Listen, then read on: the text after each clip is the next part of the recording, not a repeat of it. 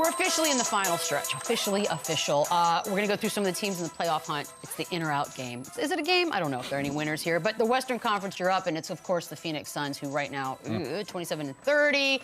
That's where they are, the 11 seed. Odds to make the playoffs. That, of course, is the top 8, so don't forget that. We're going to start with, I want to make sure I get the right odds. There we go.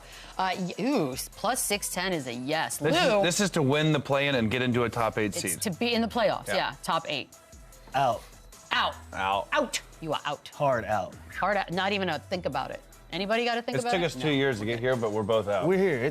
Thank you, Chandler. Yeah, it took me 2 years. So me too. Any Phoenix Suns fans upset about the hard out? I've been on this boat for 2 years. I hadn't gotten a return on my investment. I'm out. You think there are Phoenix Suns left that are like, well, we still got a chance? Well, I do, because when you see Kevin Durant come out there and you see Devin Booker and you see these guys, but the Kings got better, the Warriors got better, the Mavs are solid, the Timberwolves are starting to play well. It's like the teams above them are better, too. Right. It's not even how bad they're playing and how bad they are. The teams ahead of them also got better at the deadline. So I think out. That was 3 outs real quick. Yeah, Boom. Okay, boom. That was easy. Moving on. And let's go to the Sacramento Kings right now in the 10 spot. Those are the odds. They change very, very quickly. So odds are yes, plus 390, Boogie. In or out?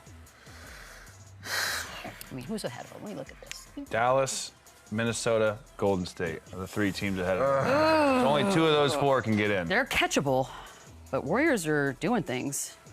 Come on, Boogie. Come on, Boogie. Make Sac proud today, man. Come on. Do it. I think they're good enough to get in. I think they're good. There we go. We got it in. I think they're good enough to get in. That's a start. Ow. I like that. Ow. Let's start. That's a start.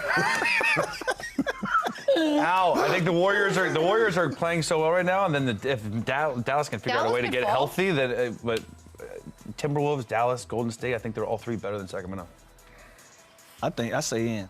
Okay. I like that chance. We got action. I like them adding Zach LaVine and putting him back together with DeMar DeRozan and them figuring it out. Just knowing the mentalities of those guys, I feel like they'll give themselves a chance to get in. And they got Valanciunas.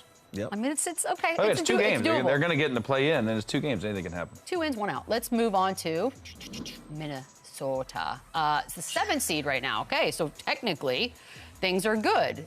For them to drop out, though, is the interesting number right there, plus 410. I think after last night, those got a lot better as well.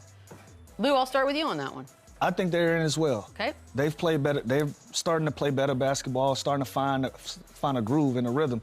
You'll get DiVincenzo back. You'll get Julius Randle back. It'll be interesting to see how you work those guys back in with you depending so much on these young guys. You know, they had a G League guy starting last night. They gave them great minutes. Like, do you just completely forget about that guy? Or some of these guys that's coming off the bench giving you good production? And so these are good problems for them to have. It helps in their depth. So I like it. I'm in. Anybody?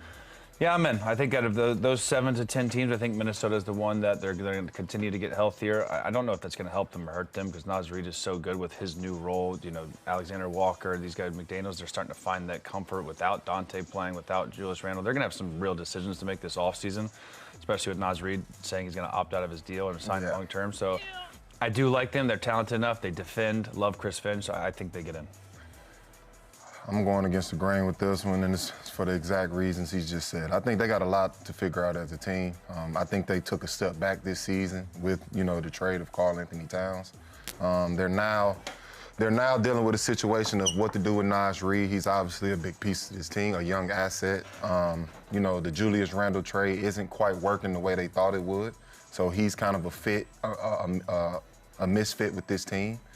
And then obviously you got a lot of money locked up in Rudy Gobert, who isn't really, producing at the rate we're accustomed to seeing. Do you want to talk more about it, or? No, I don't. Okay. I'm gonna keep it brief. But with the Timberwolves moving forward, obviously you want to keep an asset like Naz Reid. I could see them moving on from Julius Randle just to make the fit work.